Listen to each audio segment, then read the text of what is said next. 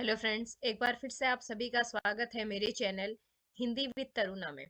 आज का जो मेरा विषय है ये एक कोई टॉपिक नहीं है, बस इसमें सामान्य से मैंने कुछ शब्दों को लिया है जो हम स्कूल में प्रयोग करते हैं, लेकिन वर्तमान समय में अंग्रेजी भाषा को इतना ज़्यादा महत्व दिया जाता है कि हम इन शब्दों को हिंदी में क्या कहते हैं ये हमें मालूम नहीं है। तो मेरी रिक्वेस्ट है, मेरा निवेदन है सभी अभिभावकों से कि एक बार इन शब्दों को हिंदी में क्या कहते हैं ये बच्चों को अवश्य बताएं, क्योंकि भाषा कोई भी है, हमारा जो शब्दकोश है, हमारा जो शब्द भंडार है, उसमें हमेशा उसको बढ़ाती है। ऐसा नहीं है कि हमें किसी भाषा को सीखने या समझने में हमारा कोई एक स्टैंडर्ड कम या ज्यादा होता है। अगर हम इंग्लिश पढ़ते हैं क्योंकि वो आज की जरूरत है, वो ठीक है, लेकिन उसके साथ साथ हमारी जो अपनी मातृभाषा है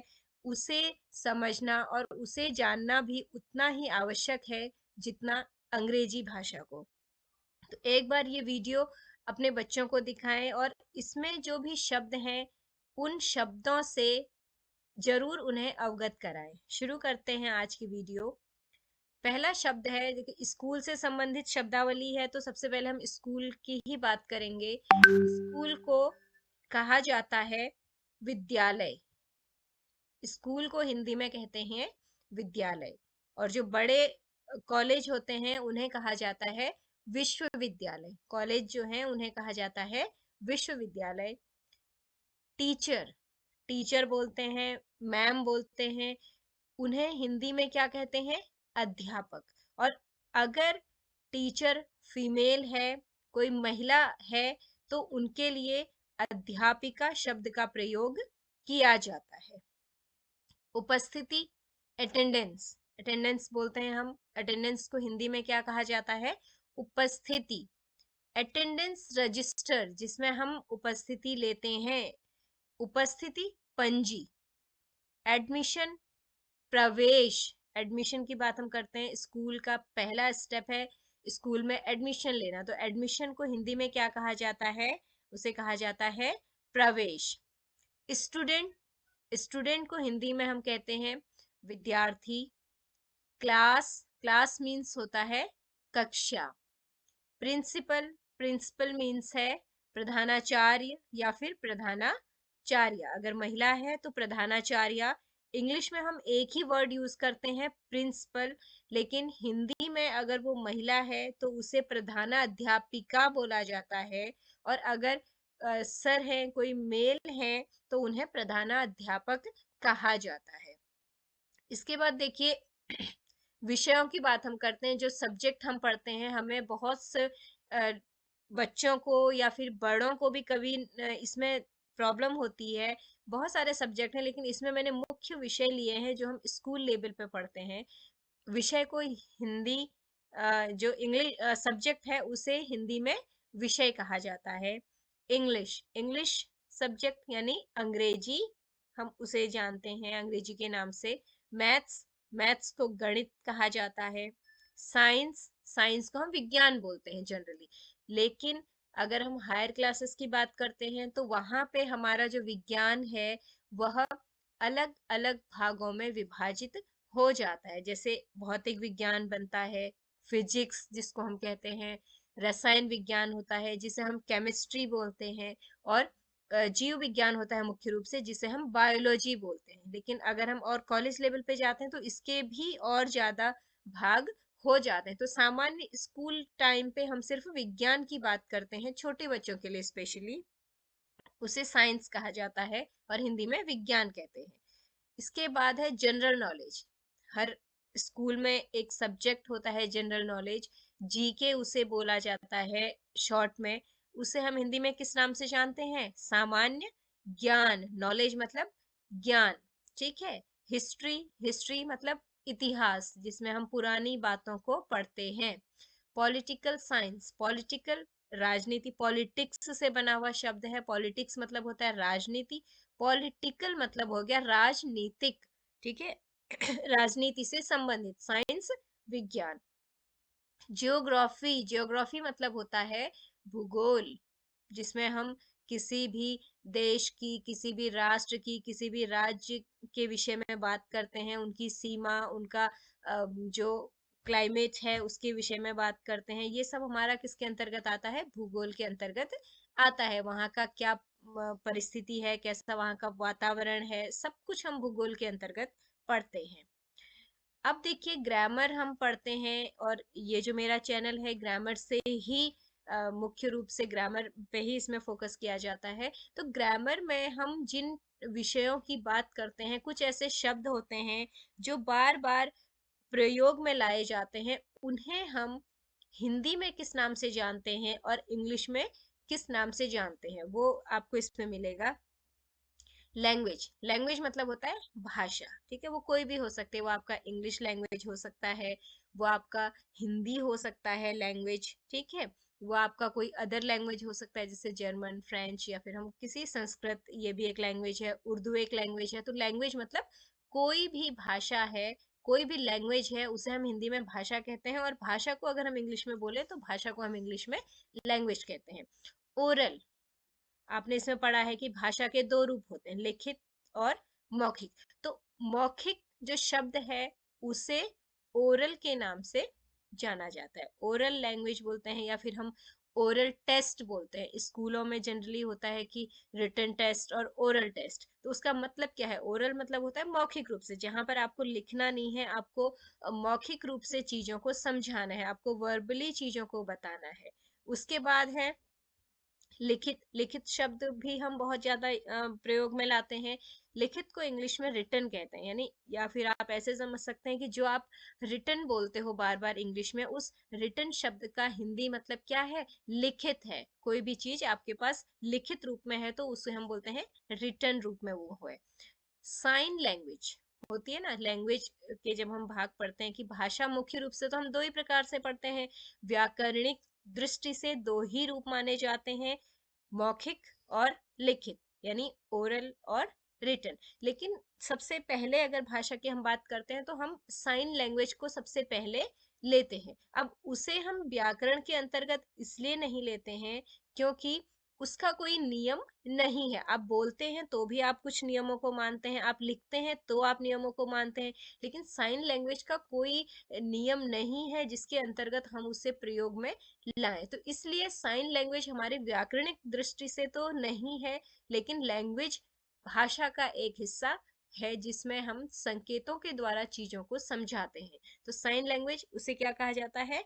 सांकेतिक भाषा। जो आप साइन लैंग्वेज बोलते हैं उसे हम क्या बोलते हैं? सांकेतिक भाषा हिंदी में कहते हैं।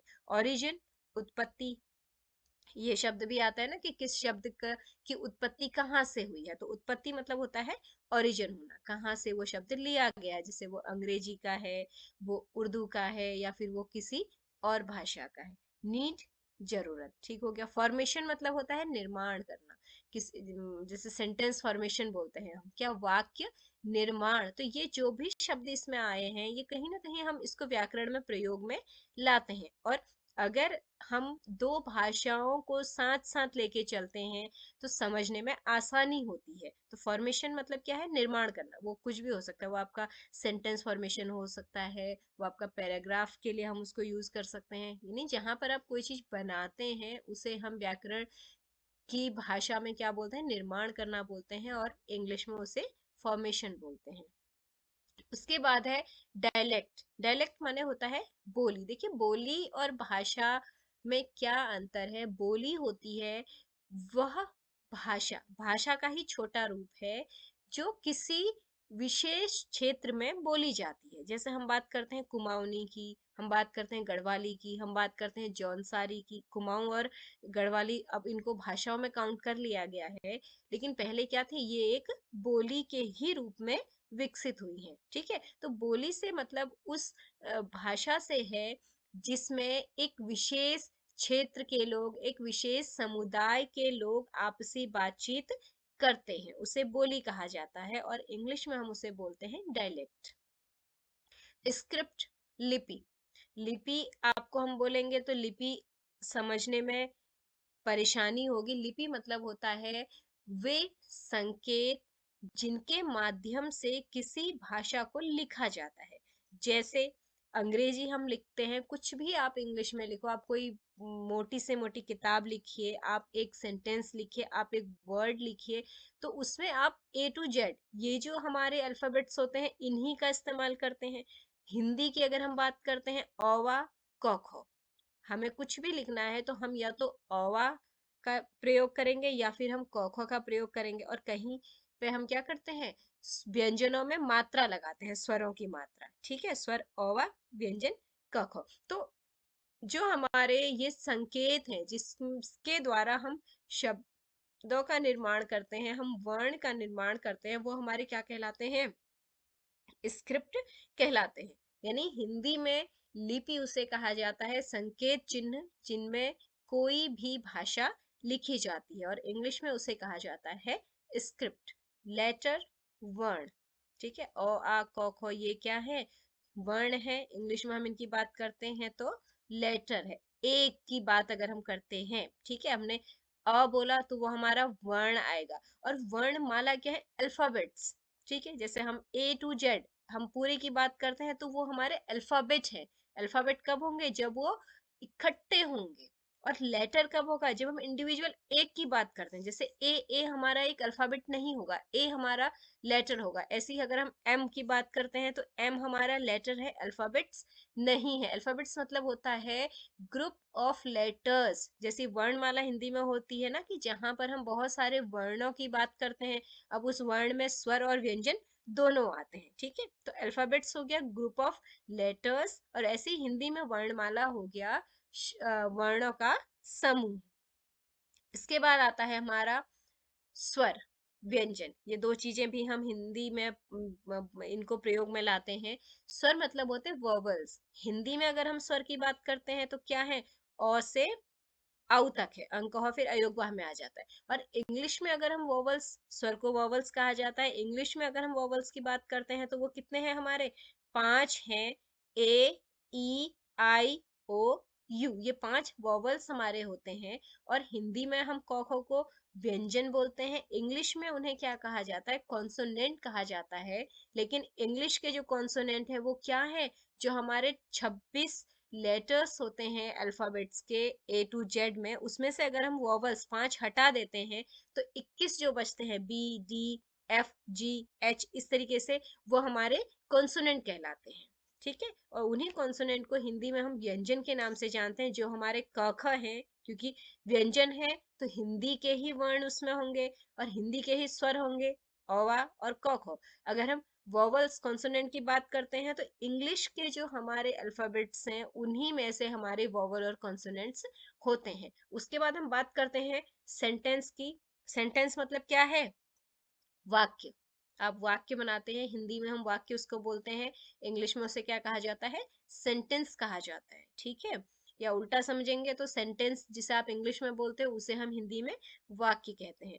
नाउन, आप हर कोई नाउन से फेमिलियर है, नाउन के विषय में जानते हैं, लेकिन नाउन को हिंदी में किस नाम से जाना जाता है, संज्ञा के नाम से जानते हैं। देखिए नीचे जो वर्ड्स हैं ये कहीं ना कहीं आपका, जो भी चीजें हम ग्रामर में पढ़ते हैं इंग्लिश में और हिंदी में, वो एक ही होता है। अंतर क्या है, अंतर भाषा का आता है। जैसे अगर हम बात, एक एग्जांपल से मैं आपको इसे समझाऊंगी। जैसे हम नाउन की बात करते हैं तो नाउन मतलब इंग्लिश में आप जो बोलते हो कि is the name, noun is the name of person, place और थिंग, ये हम जनरल एक परिभाषा बोलते हैं। तो वही चीज संज्ञा की जब हम परिभाषा लिखते हैं हिंदी में तो वही बनता है कि किसी व्यक्ति, वस्तु या स्थान के नाम को संज्ञा कहते हैं। पार्ट्स उसके आप करते हैं, कौन कौन से नाउन है, पर्सनल नाउन है या फिर कलेक्टिव नाउन है या फिर आपका एब्स्ट्रैक्ट नाउन है, तो वही हम संज्ञा में भी पढ़ते हैं। उसको हम व्यक्तिवाचक संज्ञा बोलते हैं, उसको हम समूहवाचक बोलते हैं, उसको हम भाववाचक पढ़ते हैं। तो अगर दोनों शब्दावली आपके नॉलेज में होंगी, दोनों शब्दों को आप समझेंगे, तो आपका हिंदी और इंग्लिश दोनों का जो ग्रामर का कॉन्सेप्ट है वो क्लियर हो जाएगा। उसके बाद हम बात करते हैं जेंडर। जेंडर यानी लिंग, ठीक है। इंग्लिश में आप जेंडर बोलते हैं उसको, हिंदी में हम उसे लिंग के नाम से जानते हैं। स्त्रीलिंग और पुल्लिंग उसके दो भाग होते हैं। नंबर्स, नंबर्स वचन हम हिंदी में उसे बोलते हैं, वो पढ़ते हैं ना, सिंगुलर नंबर, प्लूरल नंबर। तो हिंदी में वो वचन क्या बन जाते हैं हमारे, एक वचन, बहुवचन। एक मतलब सिंगल से है और प्लूरल से मतलब है ज्यादा, एक से ज्यादा यानी बहुवचन। केस कारक, कर्ता ने कर्म को, इंग्लिश में हम क्या पढ़ते हैं, केसेस पढ़ते हैं। प्रोनाउन, प्रोनाउन होता है सर्वनाम, ठीक है। प्रोनाउन जो आपका इंग्लिश में है उसे ही हिंदी में किस नाम से जाना जाता है, सर्वनाम के नाम से जाना जाता है। एडजेक्टिव्स, एडजेक्टिव्स हम पढ़ते हैं इंग्लिश में, हिंदी में हम उसे किस नाम से पढ़ते हैं, विशेषण के नाम से हम उसे जानते हैं। उसके पार्ट्स उतने ही होते हैं जितने इंग्लिश में होते हैं, उतने ही पार्ट्स उसके हिंदी में भी होते हैं, बट अंतर किसका आता है, नाम का अंतर आता है, लेकिन उसके अंदर का जो कंसेप्ट है वो एक ही होता है, चाहे आप इंग्लिश में उसकी बात करें या फिर आप उसे हिंदी में पढ़ें। वर्ब्स होती हैं हमारी क्रियाएं, जिनसे किसी काम का करना या होना पाया जाता है। इसके बाद आते हैं हमारे टेंसेस। टेंसेस मतलब होता है काल, ठीक है। इंग्लिश में हम तीन पढ़ते हैं, प्रेजेंट, फ्यूचर, पास्ट। हिंदी में भी हम तीन की बात करते हैं, वर्तमान काल, भविष्य काल, भूतकाल, ठीक है। तो एक ही चीज आ गई। ग्लॉसरी, ग्लॉसरी आप बोलते हैं या वोकेबलरी आप बोलते हैं, उसे हिंदी में कहा जाता है शब्द भंडार। आज जो आप पढ़ रहे हैं ये कहीं ना कहीं आपकी एक ग्लॉसरी ही है, ये आपका शब्द भंडार है। अगर आपको इंग्लिश आता है उसका हिंदी आपको पता चलेगा, अगर आप हिंदी के शब्द जानते हैं तो उसे हम इंग्लिश में किस नाम से जानते हैं वो आपको इसमें पता चलेगा। तो कहीं ना कहीं आपका जो शब्द भंडार है उसमें वृद्धि होगी इन शब्दों को समझने के बाद। आइडम्स होते हैं मुहावरे, हिंदी में हम मुहावरे पढ़ते हैं, इंग्लिश में उन्हें कहा जाता है आइडम्स। स्टोरी, स्टोरी मतलब कहानी, ठीक है। स्टोरी राइटिंग इंग्लिश में एक टॉपिक आता है, तो हिंदी में हम हिंदी व्याकरण में उसे पढ़ते हैं कहानी लेखन। राइटिंग मतलब हो जाता है लेखन, ठीक है। लेटर, लेटर मतलब पत्र। ऐसे, ऐसे होता है निबंध। एप्लीकेशन, ठीक है। एप्लीकेशन जो शब्द है वह किस नाम से जाना जाता है हिंदी में, प्रार्थना पत्र उसे कहते हैं। आपको बोलते हैं ना कि आप एब्सेंट हैं तो आप एक एप्लीकेशन लिखिए, हिंदी में क्या होता है कि अनुपस्थिति के लिए प्रार्थना पत्र। ब्लैक बोर्ड, ब्लैक मतलब होता है काला, बोर्ड मतलब एक पट, पर्दा, ठीक है। तो हम उसे हिंदी में किस नाम से जानते हैं, श्याम पट। श्याम मतलब काला होता है, ठीक है। तो श्याम, ब्लैक को हम काला ना इस्तेमाल करके ब्लैक के लिए श्याम शब्द का यहाँ पे प्रयोग करते हैं। पट मतलब बोर्ड, श्याम पट। आज के टाइम पे तो श्याम पट खैर नहीं होते हैं, अब व्हाइट बोर्ड आ गए हैं, मार्कर बोर्ड आ गए हैं, लेकिन श्याम पट पहले से जब चौक का हम जिसमें प्रयोग करते थे वो ब्लैक बोर्ड ही होता था। क्लासमेट, बोलते हैं ना कि ये मेरा क्लासमेट है, क्लासमेट को हम हिंदी में क्या बोलते हैं, सहपाठी, यानी साथ पढ़ने वाला। सहपाठी से मतलब क्या है, सह मतलब साथ, पाठी मतलब पढ़ने वाले, यानी एक कक्षा में जितने बच्चे हैं वो सब आपस में क्या है, सहपाठी हैं। जरूरी नहीं है कि वो सब आपके क्लोज फ्रेंड हो, आपकी सबसे फ्रेंडशिप हो, लेकिन सहपाठी तो सब आपके हैं क्योंकि वो आप ही के साथ पढ़ते हैं। अगला शब्द आता है फी। फी, हर कोई बोलता है कि fee, late fee, examination fee, school fee, bus fee. तो फी को हम हिंदी में क्या बोलते हैं, हम उसे बोलते हैं शुल्क। शुल्क यानी फीस माने शुल्क। फाइन, बहुत सारे स्कूल्स में होता है कि आप अगर फी टाइम से नहीं सबमिट करते हैं तो आपको फाइन उसमें देना होता है। तो फाइन मतलब क्या है, जुर्माना, ठीक है। यानी आपने टाइम से उसे जमा नहीं किया तो आपको जो एडिशनल अमाउंट देना पड़ता है उसे ही फाइन कहा जाता है, और उसे हिंदी में क्या कहते हैं हम, जुर्माना कहते हैं। उसके बाद है लेबोरेटरी। लेबोरेटरीज मतलब क्या होती है, लैब, आप बोलते हैं ना science lab, maths lab, bio lab, ठीक है। तो लैब तो हम उसको शॉर्ट में बोलते हैं, उसका जो पूरा नाम है वो लेबोरेटरी होती है, साइंस लेबोरेटरी, ठीक है। और उसे हिंदी में क्या कहा जाता है, उसे हिंदी में बोला जाता है प्रयोगशाला। अब देखिए प्रयोगशाला से मतलब क्या है, बहुत हिंदी के जो शब्द होते हैं तो वो ऐसे शब्द होते हैं कि जिसका अर्थ आपको उसी शब्द में मिल जाता है। प्रयोग मतलब होता है कि जहां पर आप प्रैक्टिकल करते हो, शाला मतलब होता है एक घर, कमरा, आप उसको कुछ भी बोल सकते हैं। जैसे पाठशाला होता है पढ़ने के लिए जो शाला है, ठीक है, पढ़ने के लिए जो घर है। ऐसी प्रयोगशाला मतलब जहां पर आप प्रयोग करते हो, जहां पर आप एक्सपेरिमेंट करते हो। तो लेबोरेटरी से वो आपको क्लियर नहीं होगा, लेकिन अगर आप प्रयोगशाला शब्द को ध्यान पूर्वक देखेंगे तो आप समझ में आता है कि प्रयोगशाला मतलब जहां पर हम प्रयोग करते हैं, जहां पर हम एक्सपेरिमेंट करते हैं, ठीक है। पनिशमेंट, बच्चों को बहुत अच्छे से पता होता है कि पनिशमेंट क्या है। होता है ना, टीचर बोलती है कि आपने काम नहीं किया तो आपको पनिशमेंट मिलेगी, अगर आपने बात नहीं मानी तो आपको पनिशमेंट मिलेगी, ठीक है। हालांकि अभी के टाइम पे जो रूल्स हैं उसके अकॉर्डिंग हम किसी को भी कॉर्पोरल पनिशमेंट नहीं दे सकते, हम उन्हें किसी भी प्रकार का दंड देना स्कूल में नहीं है।